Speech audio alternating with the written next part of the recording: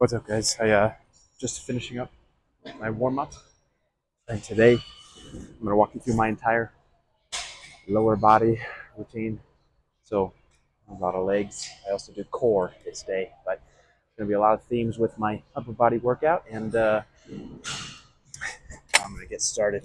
As I tell you this, there's gonna be a lot of similarities to my upper body training, and probably gonna end up doing this in 4, maybe 5 parts.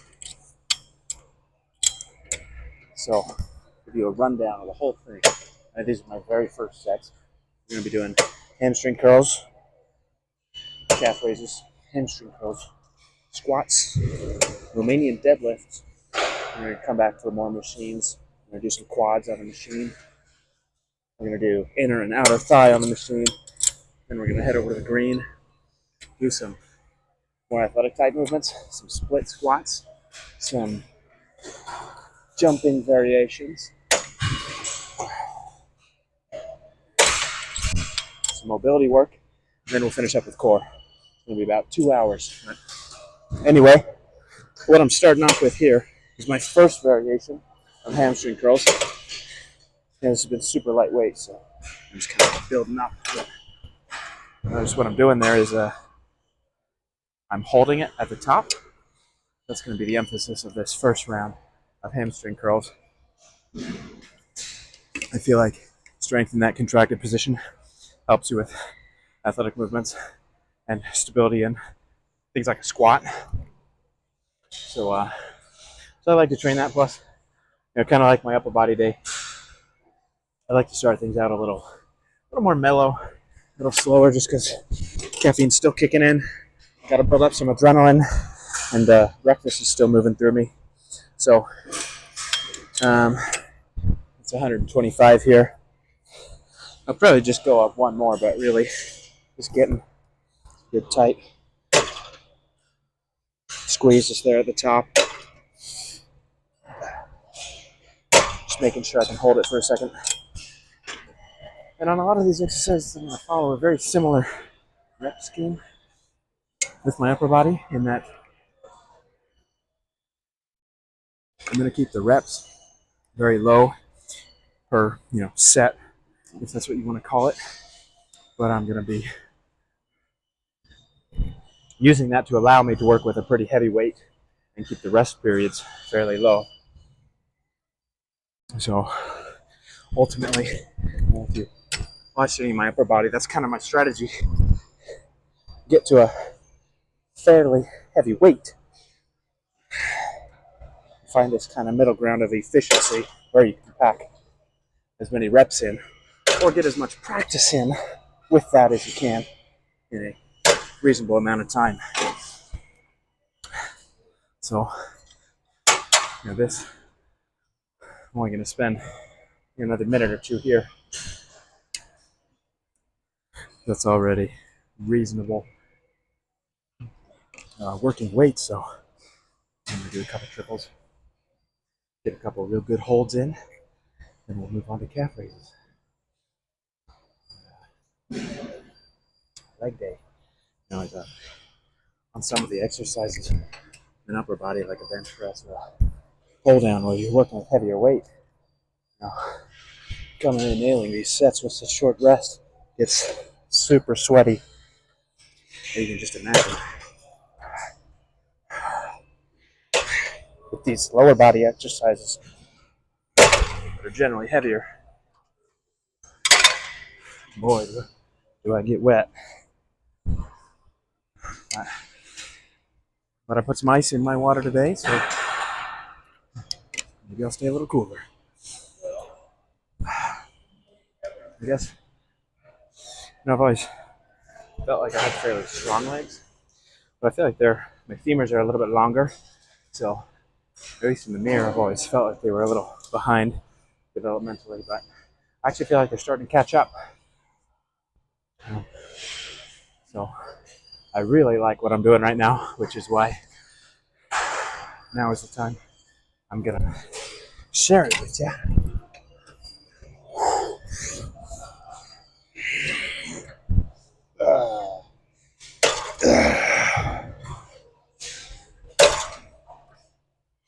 this isn't crazy here, you know. Just making sure I can hold it. I'll drop these fives off. 155 holding the contraction. So that's pretty solid. And this will be my last go at this.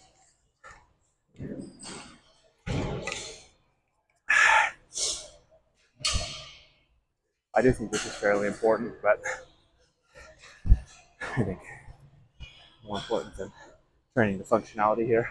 This is just my first step into actual leg work. Like capping off my warm-up.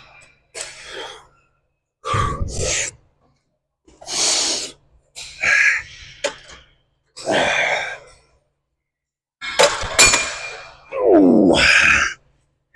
You see that? I got a bonus 5 pounds for that last rep.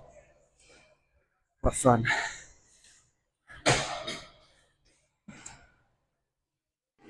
But that felt good. Hope we got like I'm saying for upper body exercises too. You know, I think working with a heavy weight, just coming back and nailing it time after time, low rest, gets me a better pump than just doing these sets of 12 with super easy weight. All right, walk you guys over to the calf raises now. Here we are. What's the best way to set up? I don't know. I might be moving it, so you can get a better angle. But likewise, pyramiding up. Start at a 30 plus these little fives. The point here, I don't think calf raises is the best way to grow your calves. I think that's ridiculous. But so this is more of a functional movement, and it's going to help me as I move into squats and whatnot. So I want to get a big range of motion, and I'm training the contracted position with my ankles flipped inward. Okay, so I'm going to do a raise, pushing my ankles inward.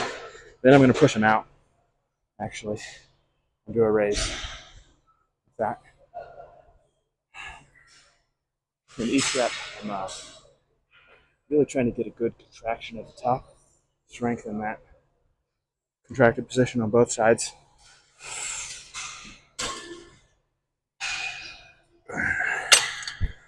What do I call this? Yeah, it's not for big calves. I feel like it's kind of bulletproofing my calves against sprains and lateral movement surprises and things like that. The secret to calves, right? Every muscle has a function, and obviously, to develop the muscle, we make progression in the function that muscle performs. And your calves, just mechanically, they're not designed to do this stupid little calf raise. They're designed for power, quick movements. So when you ask me, if you want big calves, you sprint and you jump, right? Explosive movements like that.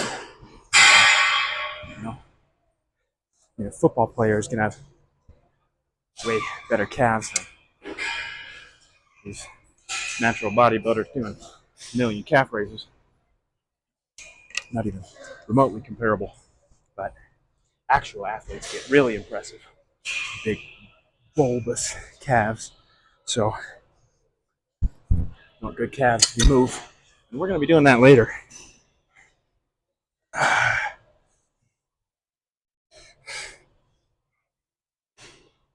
This is just for competency through variable ankle positions. I'm going to pick up the speed a little bit. Because, well, it's not really difficult yet. It's also good, if you want to be able to squat and really emphasize your knees, as well as have, if you want to be strong and positions that most people are weak in, you need to squat and push your knees past your toes. And not doing that is some of the worst advice. What happens is you get these athletes and whatnot, high schoolers, where they're told never squat past your toes. So they're weak in that position. And then on the field, when they don't have a choice and they're forced into that position, something breaks because it's weak. So it's just terrible advice. There's no good reason not to push your knees over your toes. Obviously, if you've never done that before, you need to be wise and strengthen it gradually from whatever level you're at. You squat 400 pounds like a power lifter, everything's on your butt. And then you suddenly try to push your knees over your toes. Yeah, something's going to break. But start small. Get strong in that position. I actually really like knees over toes guy because that's kind of his. Well, he says a lot of things that aren't true. I should preface that, but I do like his philosophies. I think he's helping a lot of people. His general philosophy is what I just explained. If you want to not break in a position, you strengthen that position. Body's meant to move. Right? Anyway, that's a bit of a tangent here, but how was it relevant?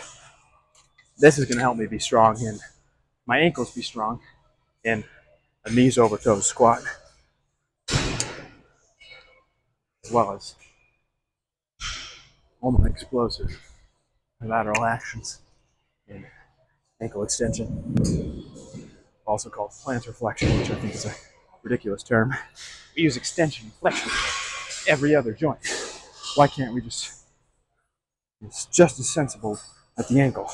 So you're always going to call it extension, calf extension, ankle extension, whatever. Subtalar extension.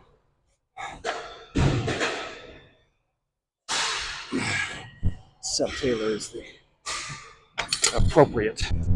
appropriate anatomical name of your ankle joint. There's a couple dozen joints down there actually. But subtalar is the big one. But we're practical, so it's the ankle as far as I'm concerned. So I've worked up to about 130. Probably just do one more set here. Oh, I got the 5.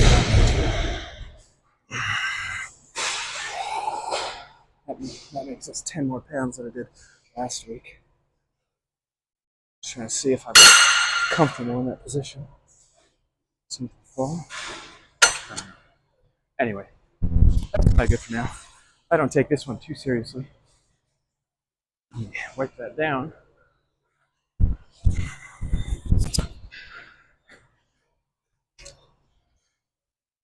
Next up is going to be heavy hamstring curls.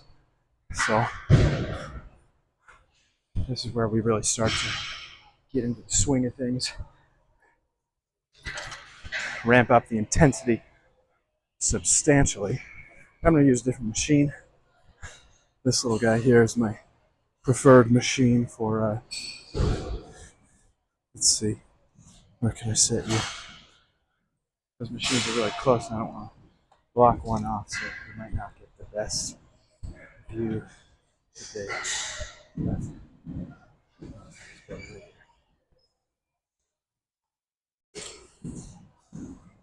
That's going to have to work. Right. Set this up real quick. Now nice and warm. Done some hamstrings and calves. Posterior leg, pretty warm. So I do these pretty quick. Build up to the full rack and have some fun with it. Oh boy, that's easy. 130.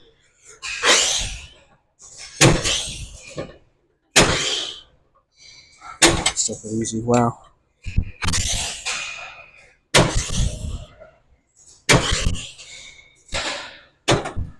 So that was 145 plus 5. I'm gonna go up to 160. You know, I'm gonna go. Wow. I'm gonna rotate that up. So we're at 170. That's the whole rack already. Feeling pretty good on these today. But so I'm gonna keep the rest period low. Now, this is the primary hamstring builder of the day, by the way. Getting into the serious stuff. But got the full rack here. I'm gonna rest as needed. Not going to failure on any of these sets, but I'm just gonna cram as many of these heavy reps into my work window as I can.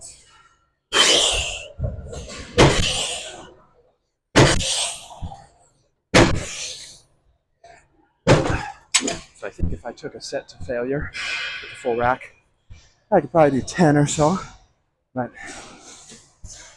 we're gonna rest to keep the speed component in the repetitions and make sure we get a good volume of reps total throughout the exercise.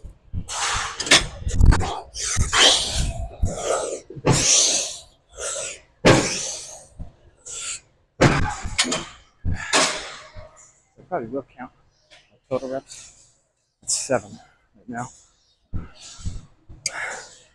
Depending on how I feel each time I hop on, it'll probably be between 2 and 5.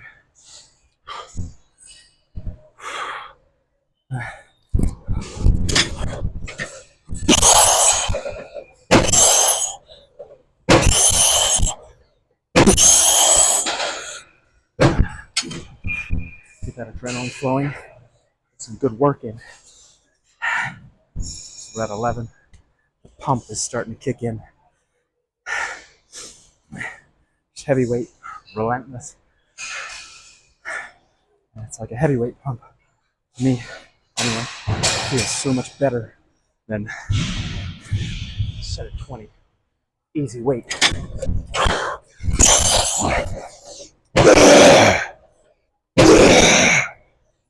I don't want to be good at easy weight. That's easy. I want to be good at hard things. So almost all the real work is heavyweight.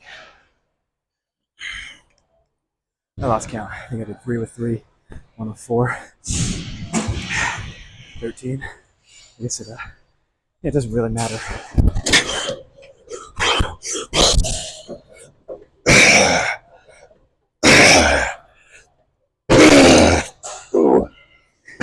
That's the question. I think I could have put more effort into it and finished it out. It's always, I'd rather save some juice than hit another good set. That's really kind of my ultimate question is, got a heavy weight on. How many really good reps can I get with it? Rest is fine. As long as you're not sitting around getting cold.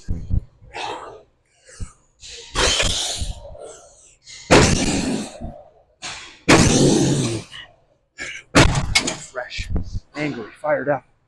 Every single rep.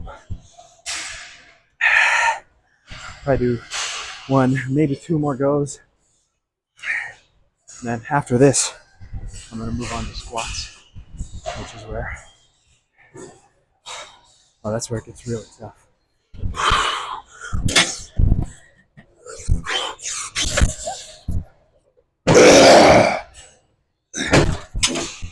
Good.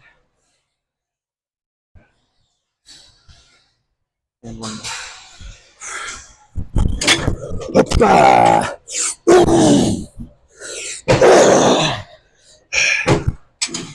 Beautiful.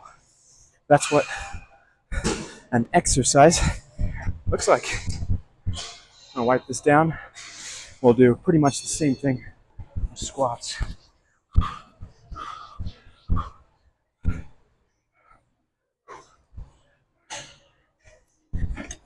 You know, I've said this before, but when I got on this machine, it was probably covered with filth, sweat, dirt. It's like feel pretty redundant wiping a machine down when not everyone's doing it, or not doing it well anyway. But more than anything, I'll tell you a little secret. I just want people to know that I respect the gym. This isn't my stuff, it's not your stuff. So be good to it. But anyway, here we go. Oh, beautiful. This is my, well, I don't know if it's my favorite, but back when I was doing Olympic lifting and whatnot, you kind of get attached to the power racks. This has got my, I do not want the center knurling, but I also, some of these platforms aren't straight. This one looks good, so I'm going to set up right here.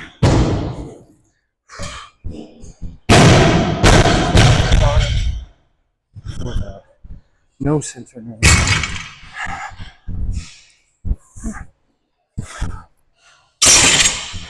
After the squats, I'm going to do the squats outside the rack. But after that, I'm going to move into the rack, do some Romanian deadlifts. I'm just going to take this apart.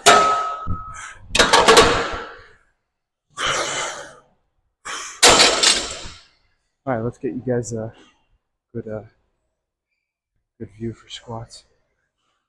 I don't want to put it on this rack, so someone else can use it, but there are a couple empty racks, so I'm actually going to do that for now. If someone wants to come use this rack, we'll let them.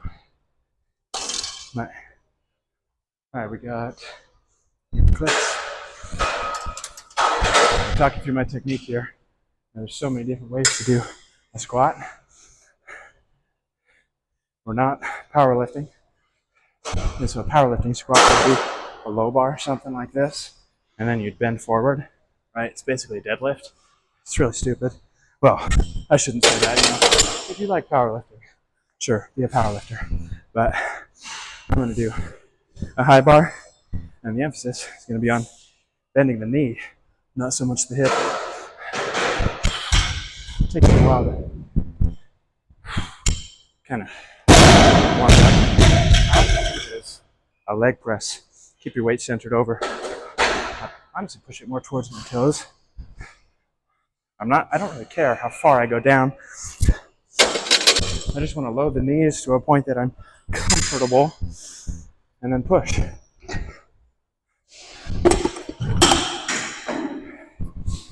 But start throwing some weight on here. Ease into it. I like to use the 25-pound plates just because they're better increments for me. If I could squat 800 pounds, then sure, I'll throw on 45s, but I'm not that strong, especially with this technique. By the way, my max squat with a low bar, butt-centric squat is 435 pounds. But that's not what we're doing today. Training, knee extension. Actually, I don't do too much emphasis on my butt because I think I'll say this my whole life. The best physiques are on sprinters and Olympic weightlifters. They have fairly narrow hips, but massive quads. Looks good. I like that. So I haven't really tried too hard to grow my butt, especially after all my years of powerlifting. Maybe it's just the way I'm built. That probably the power doesn't help. I feel like I've got some wide hips on me. But I'm more interested in the quads right now.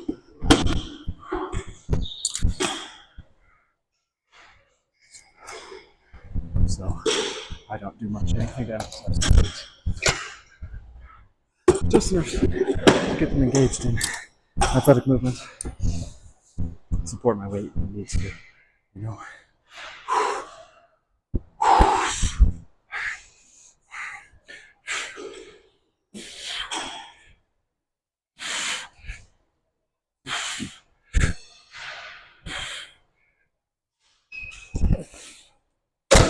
I like to do a faster eccentric.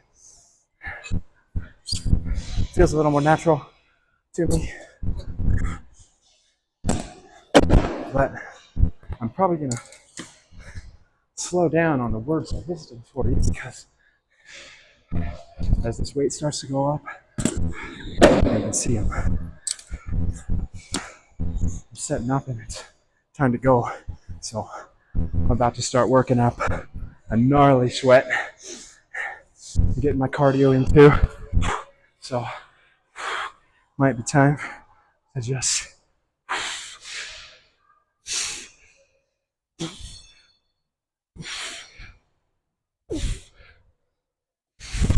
stop talking, get the work in. I'll do one more set with this before I add some more weight. I don't use super heavy weight. Lately I've been working up to, I guess, 245.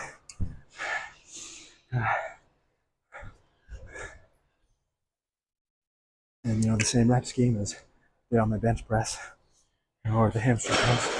The way I just keep coming back to hammer a fairly heavy weight.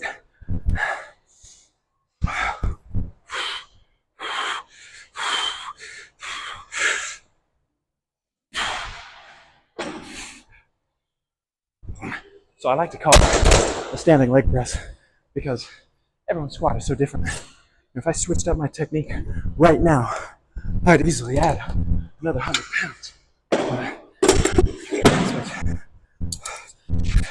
It's just senseless when people try to compare their squats to each other and they don't have any semblance of biomechanical understanding. So I kind of boycott the term squat, and it's a standing leg press. But that's kind of what's going on in my head too. I like to think about, you know, pushing the ground away from me more than lifting a weight. But anyway.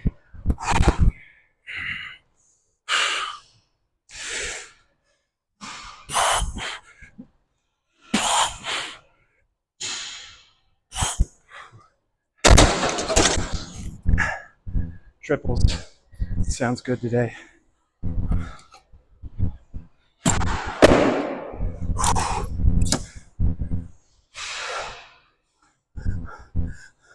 This is where, man, my adrenaline is going through the roof. So I love leg day. I'm high the whole time. Caffeine, adrenaline.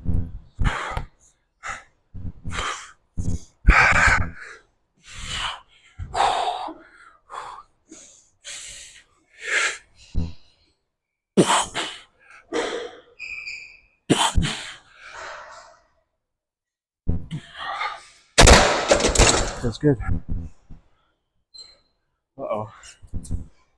Running out of tens. There's some. Can grab some of these. We got 7 tens loaded up on this rack. Don't think you'll mind if I take a few. So what is this? This is going to be 235. So nothing crazy, but I'm putting it all on my quads, getting some good work in.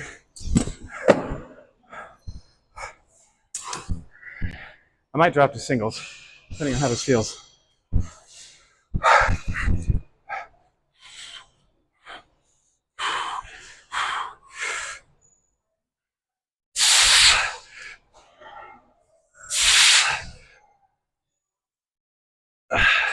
Ooh, I like that. I'm gonna go up a bit more.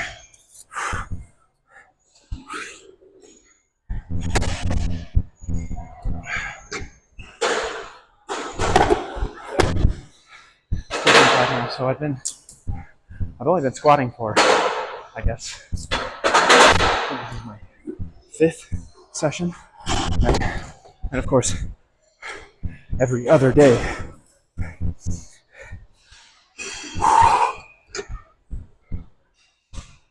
But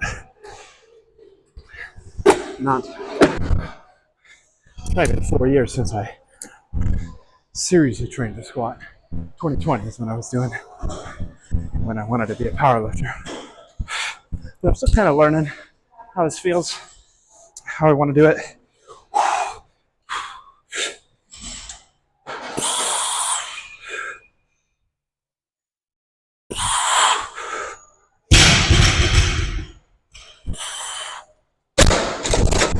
I definitely like to slow down the reps as they get heavier. Of course, one, because I have to, relying on slower fibers, but also I don't want to hurt myself. I don't want to jerk my knee out. So, man, my heart rate is up there. I'm gonna catch my breath a little bit. Probably drop to singles. So I want to keep the rest low. I don't want to burn myself out.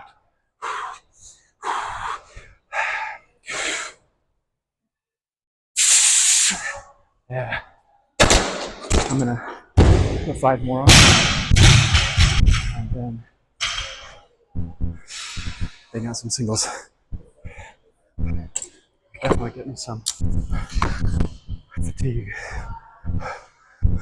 Gotta manage that. Because I'm not necessarily, well, I'm definitely not trying to train cardio. I'm trying to train strength with the balance.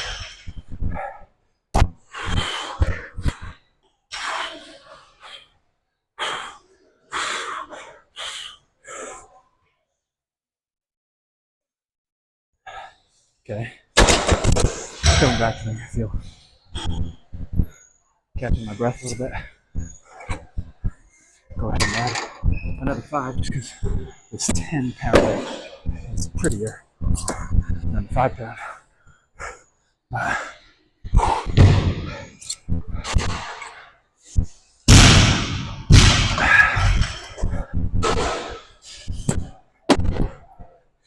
I'm gonna get at least 3 singles with this. Just start getting accustomed to some heavier weight.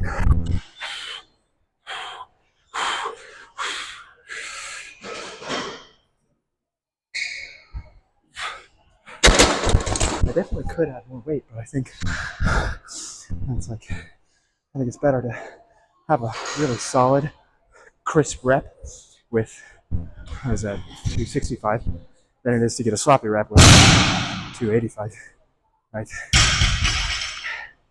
Weight is not the end-all be-all in terms of stimulus. Got to remember your technique too. What's actually happening in the muscles that you're thinking about.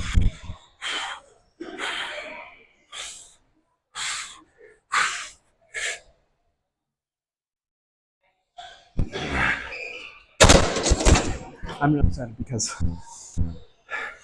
I spent, a month or so really ramping up total work volume and just eating a ton, trying to get used to that. But I was sore for a while. My soreness is dissipating. And again, I said this yesterday, but soreness isn't necessarily a reason to not train. As long as your strength is still there, I think it's probably good. If your strength goes down, that's a sign where you're not recovering as you should be.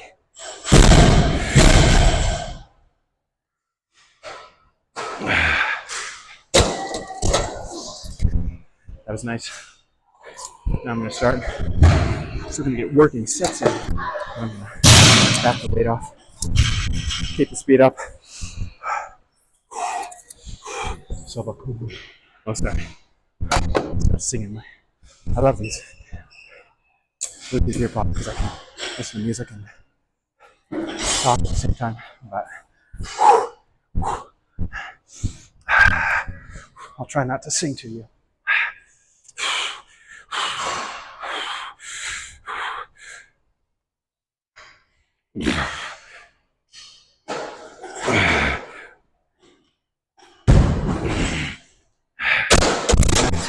now as I back off the weight, these relatively large increments, I'm gonna focus on increasing the speed of the repetitions.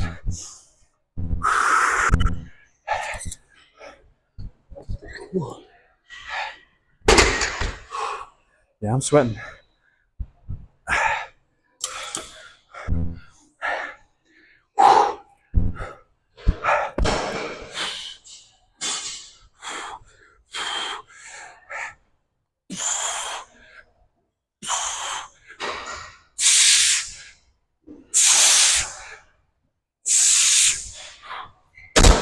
Nice. I was gonna say something, but fatigue is definitely setting in. Losing my train of thought.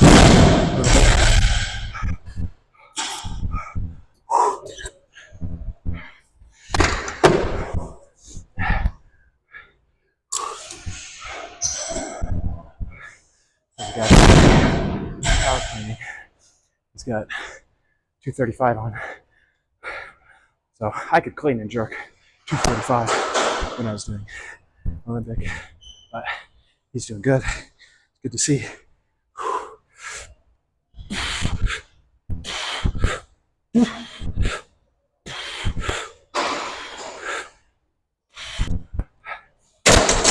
All right. Pump. It's pretty good. Definitely feeling it. This is 125. Well, 125-pound plate. So the weight here is just 95. But every repetition is still maximum effort. Move faster.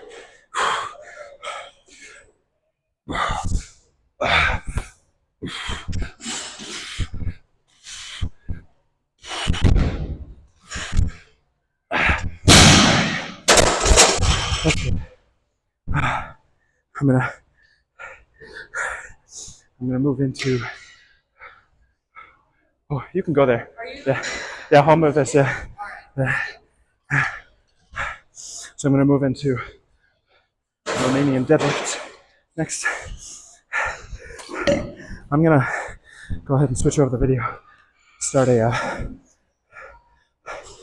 part 2. But if you like it so far, catch me there.